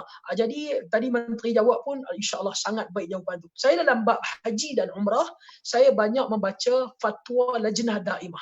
Fatwa daripada ulama-ulama Saudi, kerana di Saudi ini setiap tahun akan ada masalah berbeza mengenai haji dan umrah, dan mereka orang yang paling kehadapan dan jawapan paling tepat dalam bab haji dan umrah insya-Allah. Terima kasih Ustaz. Abang Diki ada soalan? Assalamualaikum Ustaz, saya ada satu soalan. Saya nak tanya mengenai tawaf. Nampak smart dah. Ya ke? Sama aja. Saya nak tanya mengenai soalan tawaf yang round 3 pertama kita lari tu. Dalam haji kita ada buat tawaf beberapa kali. Walaupun yang kali kedua kita dah jatuhkan ihram, kita tetap nak perlu itu lari-lari anak 3 round pertama tu. Itu untuk permulaan sahaja. Dan lagi satu soalan, kalau kita masih berihram dan kita buat tawaf yang kedua tu, kita masih perlu beriktibar ke? Sebab kita dah beriktibar pada awal di tawaf kudum. Tidak perlu. Hanya pertama saja. Sama juga dengan ar-ramlu. Kudum aja ya. Ya, sama. Sama dengan ar-ramlu tu sama insya-Allah. Okay. Ar-ramlu soalan lari kecil. Ar-ramlu tu lari kecil tu. Oh, okey. Abang Diki kena banyak tanya soalan dekat Ustaz Muaz. Nanti balik nak buka travel agent senang insya-Allah. Tak ada Ustaz. Kita pun belajar Ustaz. Masih banyak lagi ilmu. Sebab tu kita semua belajar insya-Allah. Kita sentiasa mengharapkan Ustaz kalau boleh nanti kita cuba ajar Ustaz esok lusa tulat kita berjumpa lagi Ustaz. Boleh insya-Allah. Terutama sebelum Cuma orang kata saya sebelum selalu hari-hari Arafah ni pengisian saya agak sedikit serius lah. Agak sedikit serius. Kalau ini agak sedikit santai kan. Jadi hari Arafah ni hari yang besar, masya-Allah. Kena bersungguh-sungguh doa. Macam mana nak sulam doa, macam tadi kita tak mau letih berdoa, kita nak buat kadang-kadang angkat tangan 15 minit, 20 minit ni dah rasa letih kan. Sedangkan kita tahu yang Nabi bersungguh-sungguh berdoa kepada Allah. Jadi apa yang perlu kita buat dan sebagainya, macam mana nak sulam, doa-doa para Nabi sebelumnya. InsyaAllah nanti kita boleh share apa yang kita mampu insyaAllah, semampunya insyaAllah. Kita cuba Ustaz kalau seandainya diizinkan mungkin Yang penting Ustaz Muaz bila saya datang ke Madinah, ke Riyadh nanti mesti kena belanja saya Al-Baik. Itu saja. InsyaAllah. Tak masalah Ustaz. Saya pun lepas ada rezeki insyaAllah. Ustaz, jadi 9 Zulhijjah pagi mungkin ada masa kosong sikit kan Ustaz? Ya. Jadi boleh insyaAllah. Kita akan sebab cuba hari untuk jemput Ustaz. 9 Zulhijjah tu agak sedikit santai Ustaz Muaz. Agak sedikit pagi. Santai. Sebab kalau ada masa nanti kita terus boleh, berhubung dengan Ustaz. Semoga orang kata boleh menjadi pencetus. Yalah, dia hati ni kan orang kata nak kena selalu push Ustaz. Sekarang ni semangat. Betul. Kita kalau nak buat amalan soleh, kita kena paksa diri kita. Kita kena paksa diri kita untuk buat amalan soleh. Macam saya sebut itu kan. Bila kita dah ada di Mina, kita ada hari Arafah, kita rasa berat. Nak baca Quran pun malas, nak angkat tangan doa pun malas, kita kena push. Sebab apa saya sebut itu? Kerana dosa yang kita buat menyebabkan kita jadi berat untuk beribadah. Bila kita istighfar minta ampun kepada Allah dengan keyakinan, keimanan, Allah akan delete dosa kita dan kita akan terus bersemangat untuk buat ibadat. Macam saya cerita itu, ingat lori yang bawa muatan yang cukup berat, nak naik bukit ni cukup susah, cukup seksa kerana muatan dia sangat berat. Begitu juga manusia. Nak buat amalan soleh ni rasa berat, rasa susah. Tapi bila kita angkat keluar muatan daripada lori itu, dia boleh buat ibadah, dia boleh jalan dengan smooth. Sama juga bila Allah delete dosa kita, kita boleh beribadah dengan smooth. Tahu kan smooth? Nak saya terjemah tak? Tak perlu Smooth, no smooth. Okay, Ustaz. Muni ada soalan? Tak ada. Kita ada Kak Azhar ada soalan, Kak Azhar? Tak ada Ustaz, terima kasih. Okey, Uwais ada soalan? Okey, Ibu Nur ada soalan, Ibu Nur? Tak ada. Hafiz Husaini, kita tanya yang jemaah sajalah. Apa Kak Nurani ada soalan? Buat masa ni tak ada Ustaz, terima kasih. Terima kasih. Abang Farhan? Tak ada Ustaz, masih. Masih. Kak Su ada soalan? Tak ada Ustaz, terima kasih. Ustaz, sebelum kita tutup Ustaz, ada satu soalan yang hati saya bertanya Ustaz. Bila kita bertanya ini pasal hati ni. Bukan, maksud saya boleh ke kita ni mengadu sebanyak-banyaknya masalah kita pada Allah Subhanahu Wa Taala Ustaz? Maksud saya mengadu kat sini ni macam berbanding kita berdoa, boleh tak di masa yang sama kita mengadu, kita bagi tahu masalah kita ni pada Allah, kita bagi tahu ini, bagi tahu ini. Subhanallah. Okey. Tengok dalam Al-Quran, Allah bercerita kisah Nabi Allah Yusuf alaihissalam. Allah uji Nabi Allah Yaqub satu ujian yang sangat luar biasa. Dia diuji oleh Allah dengan anak-anak dia yang dia sayangi, menzalimi dan buat anaya kepada anak dia sendiri yang nama Yusuf. Sampaikan apa yang dibuat oleh adik-beradik Nabi Allah Yusuf ni sampai kita kata ghairi ma'kul, sampai tak boleh diterima oleh akal. Mereka sampai satu tahap mereka nak bunuh sendiri adik mereka Yusuf. Dan mereka akhirnya merancang, macam kita tahu, mereka campakkan Yusuf alaihissalam dalam satu telaga. Kemudian mereka balik, mereka berdusta kepada Nabi Allah Yaqub. Waja'u abahum aisya'a yabkun. Qalu ya abana inna dhahabna nastabiqu wa tarakna Yusuf 'inda mata'ina fa'akalau dhib. Wa ma anta bimu'minin lana wa lakunna sadiqin. Mereka dah buat naya kepada Yusuf, mereka balik, mereka tipu pula ayahanda mereka. Saya nak bagi tahu ya, Nabi Allah Yusuf dia sangat bersedih, berduka cita dan dia sangat-sangat tak boleh terima yang Yusuf dianiayai oleh anak-anak dia. Poin dia paling penting ialah dalam surah Yusuf ayat ke-85. Nabi Allah Yusuf ni punya sedih, punya menangis sampailah biji mata dia jadi buta. Poin dia apa dia? Qala innama ashku bathi wa huzni ila Allah wa a'lamu minallahi ma la ta'lamun. Kata Nabi Allah Yaqub, aku hanya mengadu kepada Allah. Keduka citaan aku, kesedihan aku. Anak-anak aku buat naya kepada Yusuf alaihissalam. Anak-anak aku tipu aku. Anak-anak aku tahu aku sayang Yusuf. Mereka buat naya kat Yusuf. Sampai biji mata aku buta. Ashku bathi wa huzni ila Allah. Aku hanya mengadu kepada Allah.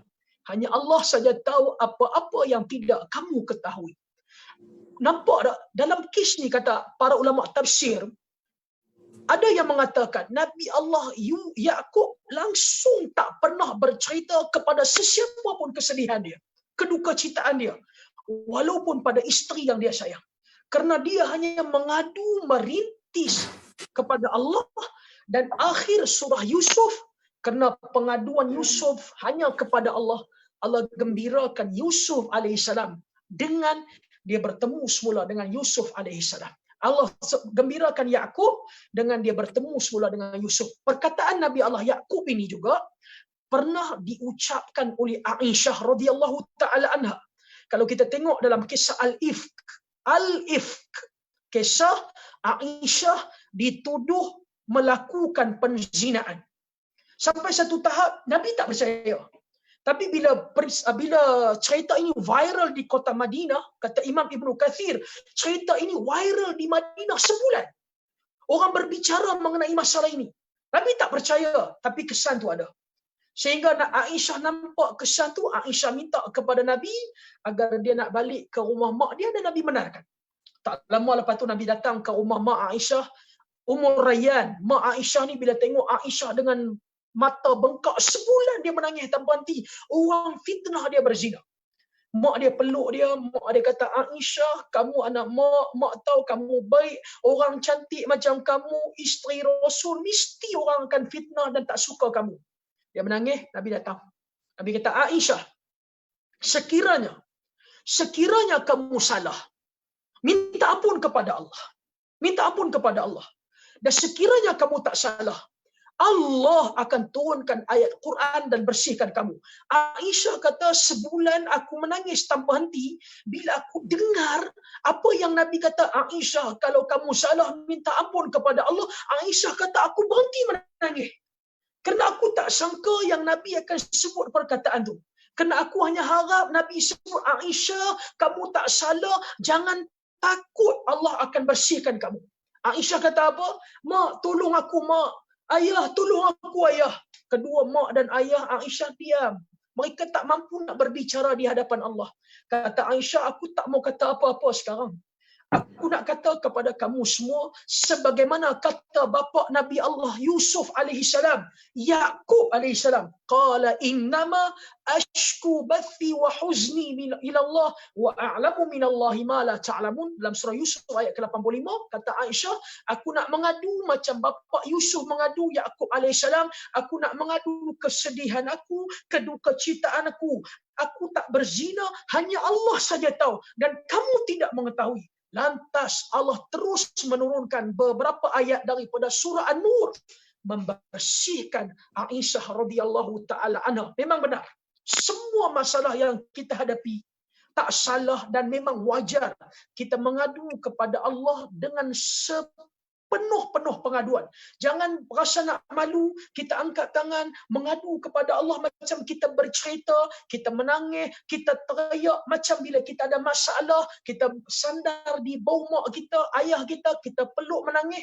Apatah lagi kita mengadu kepada Allah Subhanahu Wa Taala dengan penuh pengaduan, insya-Allah Allah akan dengar dan Allah akan terima doa dan juga pengaduan kita, insya-Allah. Wallahu a'lam. Terima kasih Ustaz. Tak Ustaz, masya-Allah. Dan sekali lagi Ustaz masih bersama kami sampai pukul 12 malam di sana Ustaz. Ustaz, sebelum kita tutup, rupanya masih ada satu soalan yang terakhir daripada jemaah yang mendengarkan kita melalui chat. Dia bertanya, Ustaz, saya ni dah lama nak buat haji, tapi nak pergi umrah pun dah berusaha, tapi rezeki belum sampai, Ustaz. Saya berdoa bertahun-tahun, Ustaz.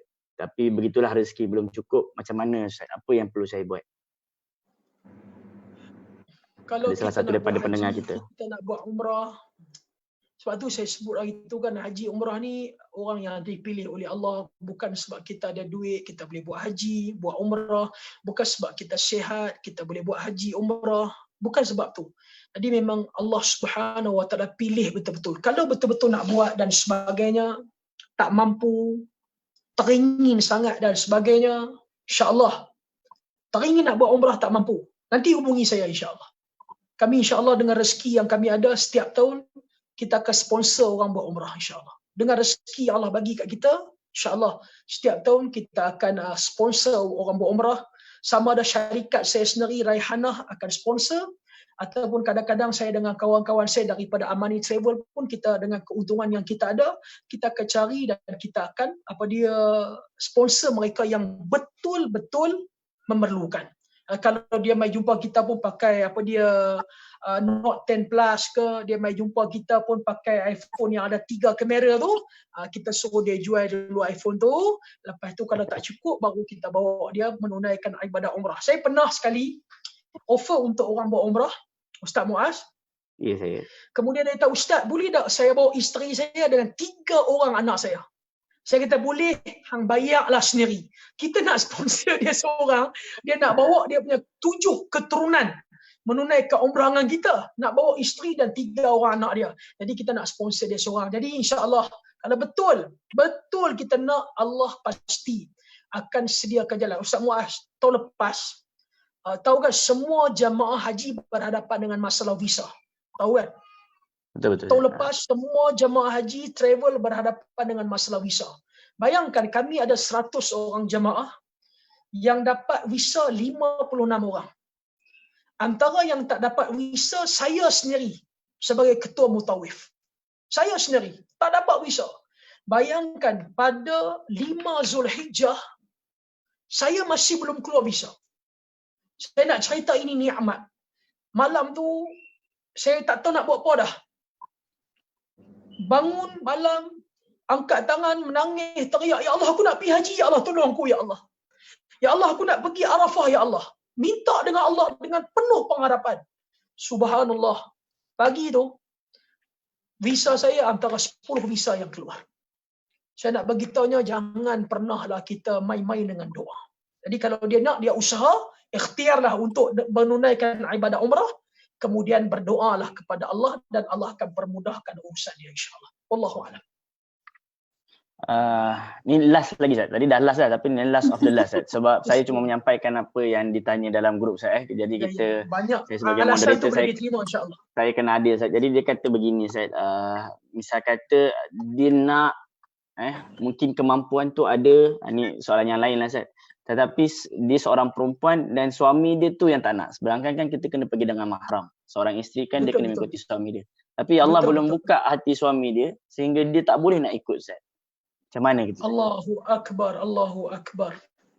Seorang perempuan yang hendak menunaikan haji dan umrah, antara syarat dia kena ada mahram. Sebagaimana semua kita tahu. Mahram bukan ditetapkan oleh kerajaan Saudi, tetapi ditetapkan sendiri oleh baginda Nabi yang mulia sallallahu alaihi wasallam.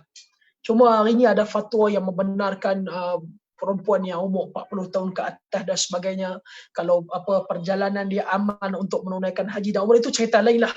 Tapi kalau dia contohnya dah dapat panggilan haji, masya-Allah, suami dia yang sepatutnya menjadi penolong dia, backup dia dan sebagainya, tiba-tiba suami dia tanpa sebab tak mau teman dia, tanpa sebab. Maka pertama dia telah menyia-nyiakan peluang yang ada di hadapan mata. Saya sebut dah banyak kali, kalau kita dapat panggilan haji, pergilah tunaikan. Tinggalkan semua urusan. Wallahu khairul hafidhin. Allah sebaik-baik penjaga. Ada orang kadang-kadang, Ustaz Muaz, dapat panggilan haji, Dia bagi alasan, anak saya masih kecil Ustaz, anak masih sekolah Ustaz, susah saya nak tinggal kerja saya Ustaz, susah saya nak tinggal rumah saya Ustaz, 40 hari ni bukan senang Ustaz. Ingatlah, kalau kita mati, kita tinggalkan mereka terus. Kalau kita tolak nak buat haji tahun ni, belum tentu tahun depan kita dapat menunaikan haji. Belum tentu. Belum tentu. Dapat peluang tahun ni, kita rasa kita masih muda, nak enjoy. Nantilah 5-6 tahun lagi lah. 5-6 tahun lagi lah kita buat haji. Belum tentu. Masa saya share kita punya video ni dengan saya punya jamaah, video dengan jamaah haji terpilih pada tahun ni. Ada seorang sahabat saya nama Ibrahim daripada Melaka. Dia WhatsApp saya dan dia tahu, Ustaz, saya tulis WhatsApp ni sambil saya menangis. Masa saya kahwin Ustaz, saya dapat panggilan buat haji dengan isteri saya. Tapi oleh kerana kami baru kahwin, saya rasa tak perlu buat haji. Ustaz, demi Allah Ustaz, dia kata, sampai hari ni nama saya tak naik-naik untuk menunaikan ibadah haji dan saya dah buat rayuan setiap tahun. Tengok. Sebab tu kalaulah dia dapat panggilan buat haji, dia dah pujuk suami dia, tapi suami dia belum lagi terbuka pintu hati dan sebagainya, insya-Allah taatlah kepada suami dia. Mudah-mudahan dia taat dengan suami dia, Allah ubah suami dia suatu hari nanti. Suatu hari nanti terbuka hati suami dia dan suami dia boleh mengiringi dia untuk menjadi mahram dia. Saya nak bagi tahu kepada perempuan, sangat indah, sangat dia panggil apa, sangat selesa bila kita bermusafir, bila kita menunaikan ibadah haji dengan pasangan kita, dengan suami dan isteri kita. Jadi kalau mampu, insya-Allah buatlah yang terbaik, insya-Allah. Kalau anda ada mahram, anda akan rasa lebih tenteram, anda akan rasa lebih dilindungi, insya-Allah. Wallahu a'lam. Terima kasih Ustaz. Ternyata ada satu soalan lagi Ustaz. Last of the last Ustaz, insya-Allah dan kepada pendengar. Dah hari ni kita sampai pukul 3 pagi, silakan. Okey, maknanya soalan, kalau ada soalan lagi kita sampaikan saja Ustaz. Tadi silakan. Ini bukan soalan saya Ustaz, tapi soalan daripada chatting, ada orang dia send sendiri saya. Dia kata ada yang mengatakan saya dapat panggilan haji tapi di masa yang sama saya masih ada hutang dengan bank saya. Jadi manakah yang lebih afdal? Saya dahulukan hutang saya ke atau saya pergi ke haji? Macam mana tu Ustaz? Kalau kita hutang yang kita ada perjanjian nak bayar bulan-bulan dan sebagainya dengan bank dan sebagainya, yang ambil masa 25 tahun, 30 tahun, maka kalau kita ada duit kita buat haji, maka dalam masa yang sama tunggakan kita, bayaran kita dengan bank tu jangan jejaskan. Tapi kalau kita ada hutang dengan manusia yang lebih memerlukan, kita janji dengan dia nak bayar hutang dia dan sebagainya, maka kita ada lebihan duit, mana yang perlu kita utamakan? Haraplah kita dapat bayar hutang dia. Kemudian lebihan yang ada tu baru kita buat haji. Sebab dalam masalah hutang ni sangat penting. Sangat penting. Kalau kita hutang, nampak dah dengan manusia, tolong jelaskan. Tolong jelaskan. Kalau kita hutang macam tadi saya sebut dengan bank, 30 tahun beli rumah dengan kenderaan 7-8 tahun dan sebagainya, maka kita boleh tunaikan haji dalam masa yang sama. Tunggakan bank ni kita jelaskan, bayaran hutang ni kita jelaskan. Tapi kalau hutang yang tak banyak dengan manusia dan sebagainya, kita ada 15,000. Kemudian kita kena bayar hutang orang dan sebagainya, maka selesaikan hutang. Selesaikan hutang, baru kita menunaikan haji. Sebab tu para ulama ada memberi tafsiran untuk orang yang nak menunaikan haji, lamastata'tum, sekiranya kamu mampu. Mampu ni maksudnya dia dah settle dah benda-benda yang melibatkan manusia agar dia dapat menunaikan haji dengan sempurna. Tapi kalau dia teringin juga nak pergi haji, dia pun tak tahu kalau dia tolak ni bila dia akan pergi haji, maka dengan orang-orang yang dia berhutang ni yang sedikit-sedikit ni 5,000, 3,000, buatlah perjanjian. Buat perjanjian, saya minta maaf betul-betul, saya nak buat haji. Saya teringin nak buat haji. Kalau saya balik nanti, insya-Allah saya masih sihat, saya akan bayar hutang tuan. Tapi kalau apa-apa jadi kepada saya, ini anak saya 5 orang, kita buat kontrak, apa-apa berlaku kepada saya hutang tuan 5,000, ni anak saya 5 orang akan tolong settlekan hutang tersebut. Jadi dia pun buat haji, nampak dah, dia pun doa di Arafah, bagilah dia mati, ya Allah, bagilah dia mati. Kalau mati tak bayar hutang tu. Tiba-tiba tak mati. Bila tak mati, balik bayarlah hutang tu. Kalau dia mati, insya-Allah anak-anak dia akan jelaskan hutang tersebut, insya-Allah. Sama-sama penting, kita kena jaga hablum minallah, hablum minan nas. Sama-sama penting. Jadi kita dahulukan yang mana dahulu, itu yang paling penting insya-Allah. Okay, terima kasih kepada Terima kasih banyak semuanya semua. dan terima kasih kepada Ustaz. Ada soalan-soalan yang lain? Kalau tak ada Ustaz, kita minta 1 minit. Orang kata ringkas, padat, nasihat sebelum esok kami mulakan niat. Jatuh niat. Esok insya-Allah semua anda akan menunaikan ibadah haji. Luruskan niat, betulkan niat insya-Allah. Mulakan dengan nama Allah, bismillah. Semoga Allah pelihara niat kita. Allah pelihara perjalanan kita. Buat haji yang terbaik. Anggaplah ini haji yang terakhir. Pastikan cuba sedaya upaya untuk kita jaga jangan bagi ada ralat dalam ibadah haji kita. Cuba sedaya upaya kita menyantuni sunnah Nabi sallallahu alaihi wasallam. Kalau ada rakan taulan kita yang kita rasa kita ada buat salah silap, jangan rasa malu, segan, minta ampun, minta maaf dengan mereka. Mak ayah kita, pintu syurga kita, hubungi mereka, minta mereka doakan kita, restui kita. Kalau kita ada pasangan kita dan sebagainya, minta maaf dengan mereka. Ada anak-anak kita semua, minta mereka supaya doakan kita. Mudah-mudahan kita dapat haji yang mabrur. InsyaAllah Allah permudahkan segala urusan. Dan haji mabrur Nabi sebut tidak ada balasan melainkan syurga. Dan saya minta nanti insyaAllah tolong doakan saya insyaAllah dengan keluarga saya. Agar Allah Subhanahu Wa Taala, tak mau minta banyak, saya nak minta agar Allah Subhanahu Wa Taala menyelamatkan saya, keluarga saya daripada bakaran api neraka. Dan bila Allah bebaskan daripada bakaran api neraka, Allah akan masukkan kita semua ke dalam syurga. Dan saya berdoa kepada Allah kita menjadi sahabat di dunia sampailah kita boleh bersahabat dalam syurga Allah Subhanahu Wa Taala. Rajulan tahabba fillah ijtama alaihi wa tafarraqa alaihi. Ada 7 kumpulan yang boleh duduk bawah naungan arasy Allah pada hari kiamat. Antaranya mereka yang berkasih sayang, yang berkenalan kerana Allah, berjumpa kerana Allah, dan mereka berpisah juga kerana Allah Subhanahu Wa Taala. Banyakkan istighfar, banyakkan takbir. Esok insya-Allah di Mina, malam tu rehatlah secukup-cukupnya. Jangan all out beribadat pada malam esok, kerana malam esok rehat kerana anda akan berada di Arafah. Arafah memerlukan tenaga, memerlukan kita punya stamina. Sebab itulah orang yang buat haji tidak sunnah mereka berpuasa. Jadi doakan kami semua di sini insya-Allah. Mudah-mudahan ada rezeki insya-Allah kami dapat menunaikan haji pada tahun-tahun yang akan datang. Mudah-mudahan kita dapat bertemu insya-Allah bila saya datang ke sana insya-Allah. Jangan lupa insya-Allah nanti saya datang ke sana. Macam biasa kita punya temu janji, kita akan makan al-baik insya-Allah. Wallahu a'lam. InsyaAllah. Okay, Ustaz, sebagaimana tadi Menteri Agama buat, Ustaz. Jadi kita minta Ustaz bimbinglah doa untuk kami semua, Ustaz. Semoga-moga dan kita tutuplah dengan doa tersebut. Kebetulan lagi 5 minit lagi azan, jadi ada yang berbuka puasa kita boleh mengaminkan, Ustaz. Tamat berbuka, teruskan berdoa insya-Allah.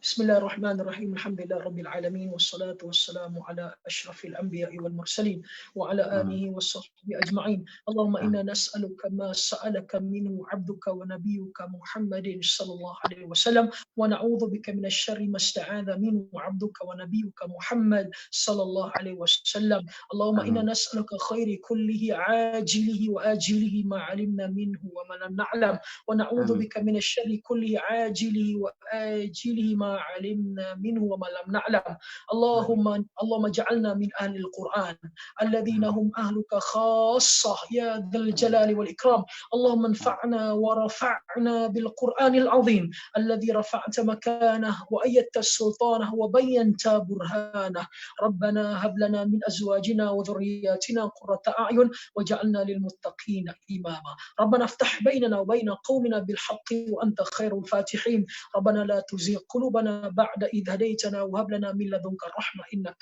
أنت الوهاب ربنا آتنا في الدنيا حسنة وفي الآخرة حسنة وقنا عذاب النار صلى الله على نبينا محمد وعلى آله وصحبه أجمعين الحمد لله رب العالمين. InsyaAllah terima kasih semua. Selamat menunaikan ibadah haji. Semoga Allah permudahkan urusan. Sekali lagi insya-Allah tolong doakan saya, keluarga saya semua agar kita semua selamat daripada bakaran Allah dan Allah masukkan kita semua dalam syurga. Itu yang kita nak. Tak ada lain yang saya minta, hanya itu saja saya minta tolong merayu. Doakan untuk saya dan keluarga saya insya-Allah. Terima kasih. ada rezeki nanti kita jumpa lagi insya-Allah esok dan sebagainya. Semoga apa yang saya kongsi ini bermanfaat dan mohon maaf ada salah dan silap terkasar bahasa Inggeris yang tak kena. Minta maaf sekali lagi insya-Allah. Wallahu a'lam. Terima kasih Ustaz. Jazakumullah khairan katsira. Baiklah. Kita tutup dengan tasbih kafarah. Subhanakallahumma wa bihamdika asyhadu an la ilaha illa anta wa atubu ilaik. Jadi Ustaz, kita terpaksa dislocate Ustaz ke disconnect dengan Ustaz. Kita dislocate. Dislocate sekarang. Selamat berbuka puasa insya-Allah. Okay, jazakumullah khairan. Assalamualaikum.